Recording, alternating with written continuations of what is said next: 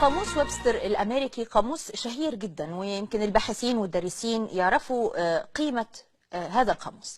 في إحدى طبعات القاموس في تعريف لكلمة عرب ARAB عرب. المرادف لها بعد النقطتين فوق بعض تعني كلمة عرب أو عربي تعني متشدد، متسكع، عالة، وشحات. ده اللي مكتوب في القاموس، مكتوب يعني مش تلميح. الأستاذ نبيل شرف الدين، عربي يعني متشدد، متسكع، عالة، وشحات.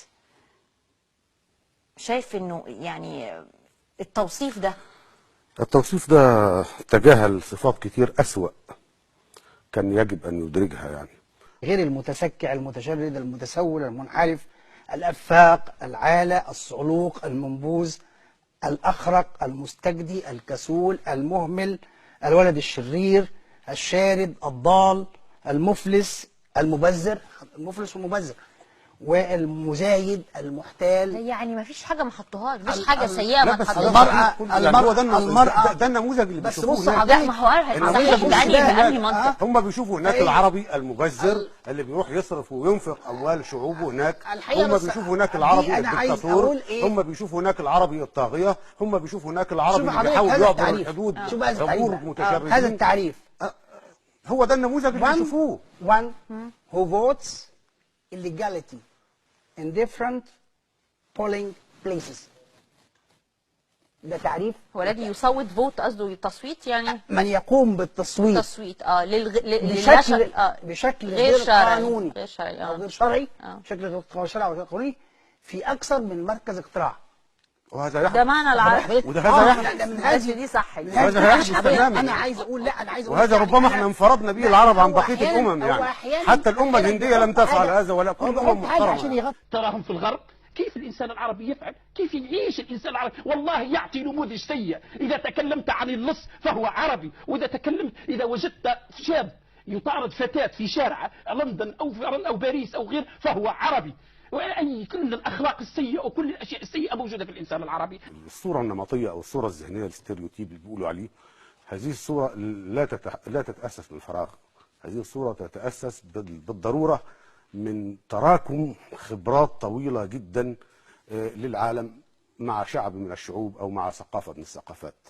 ماذا قدم العرب خلال 50 سنة اللي فاتوا للعالم؟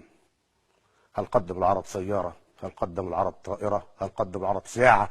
هل قدم العرب للعالم حتى هل ترك العرب العالم في حالهم؟ العربي الآن هو نموذج للشخص المتشدد اختطف الأمة العربية كلها. أنا شخصيا عندي قناعة خاصة في مسألة الهوية دي تحديدا، وعندي قراءات ودراسات. ايوه بس يا استاذ نبيل، يعني هل تقبل انه حد يقول عليك متسكع عالة؟ أنا كمصري ما بعتبرش نفسي عربي مبدئيا. أنا كمصري بعتبر نفسي كيان حضاري مستقل، لست في حاجة إلى هوية الآخرين. العرب يا سيدي اخترعوا أو ابتدعوا أو اكتشفوا السفر، ولكن ماذا فعلوا به؟ يوجد من جلس عليه، ويوجد من وضعه على رأسه، ويوجد من حزم به وراح يهز الصدر والبطن والورك من أجل أن يسوق للعالم على أن الإنسان العربي المعاصر، الإنسان العربي الموجود هو يعمل حاجة. الإنسان العربي الآن هو مجرد آلاف الأصفار على الشمال، آلاف الأصفار على الشمال. الإنسان العربي الآن فقد قيمته، فقد إنسانيته، فقد حضارته، فقد كل شيء، ولا يوجد عنده أي مقومات تدل على أن الإنسان العربي هذا يمكن أن يعول عليه لصناعة أي شيء. تعيش في ظلهم أيها الإخوة، سواء في بريطانيا، في ألمانيا، في جهنم، في أي مكان تعيش في ظلهم، تأخذ الأمان، تأخذ النقود، تأكل من أموال ضرائبهم. وهنالك 50 مليون مسلما اليوم، يعني 80% من المسلمين في الغرب يعيشون شحاذين بفضل المساعدة الاجتماعية الغربية. ثم بعد ذلك كفار، وأي فرصة لي إحنا كان سأقتلهم، سأجزرهم. أي دين هذا يا أخي؟ أي فقه هذا؟ ففكرة التفسير التآمري وإن الغرب يتآمر ضدنا، إحنا أهون على الغرب من جناح بعوضة. إحنا عايشين على معونات الغرب وعايشين على دعم الغرب وعايشين على منتج الغرب الحضاري حتى الان. طب شايف انت نحن من الكاميرات دي من الغرب، العربيات اللي هنركبها ونروح بيها من الغرب، الاتوبيسات اللي بتودي ولادنا من الغرب، طيب ما هو اللبس اللي احنا لابسينه ده من الغرب. خذ مصر مثلا، خذ مصر، ماذا لدى مصر الدولة العظمى؟ أنت أسألك. نعم. ماذا لدى مصر؟ ما عندها شيء، ما تستطيع أن تعمل شيء.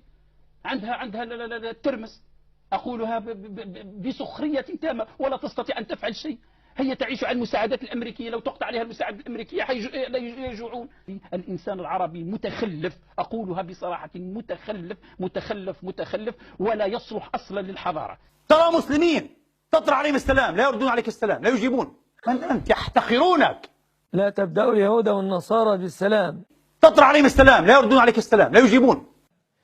وإذا لقيتموهم في طريق فاضطروهم إلى أضيقه. يحتقرونك لأنك ربما تلبس بدلة، لحيتك ليست إلى السرة أو شيء غريب يا رجل. ما هذه الأمة؟ ما هذا الجنون الذي نحن فيه؟ أنا أتكلم عن الإنسان العربي الموجود الآن، فقد عروبته، أصبح يصدر الشاورما ويصدر الفلافل ويصدر الترمس ويصدر الشمة الصفراء والسوداء إلى أوروبا، ويدعي أنه يحمل إلى شيء إلى أوروبا أو إلى الحضارة، ويسميها حضارة. حاكم العربي هو يعكس صورة هذا الشعب كما تكون يولى عليكم، لأن الحاكم العربي لم يأتي من المريخ نزل، ولا أتى من الشمس، بل خرج من هذا الشعب ويحمل تصورات هذا الشعب. وأي مواطن عربي لو تضعه في الحكم، وأتحدى أي مواطن عربي أنه ممكن يعمل شيء لو وصل إلى الحكم، بل سيعمل أكثر مما يعمل هؤلاء الحكام العرب. إذا لا فرق ما بين الحاكم العربي والشعب العربي، كلهم في سلة واحدة ما دام عنوانهم العرب. الواقع العربي الآن واقع منهزم، واقع في الحضيض. نحن مهزومون سياسيا وعسكريا واجتماعيا وحتى نفسيا وخطاب المؤامرة الذي يتحدث فيه كل شيء نرميه على الآخرين. ال 22 عزبة أو 22 مزرعة عربية، هذه لا تصح عليها كلمة دولة. 22 مزرعة عربية أقل من نصف الدخل القومي الأكثر الدول الأوروبية فقرا، وهي أسبانيا.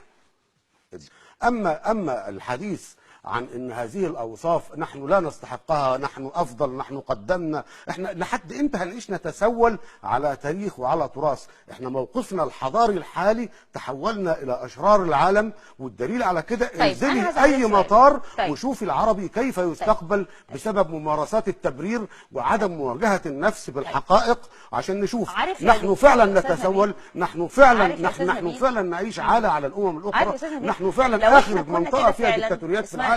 امريكا اللاتينيه اصبحت دول ديمقراطيه، افريقيا زيمبابوي اصبحت دوله ديمقراطيه ويحدث فيها تداول للسلطات، ما عدا اخر مستنقع للديكتاتوريات في العالم هي منطقه الشرق الاوسط الكئيب مش الكبير.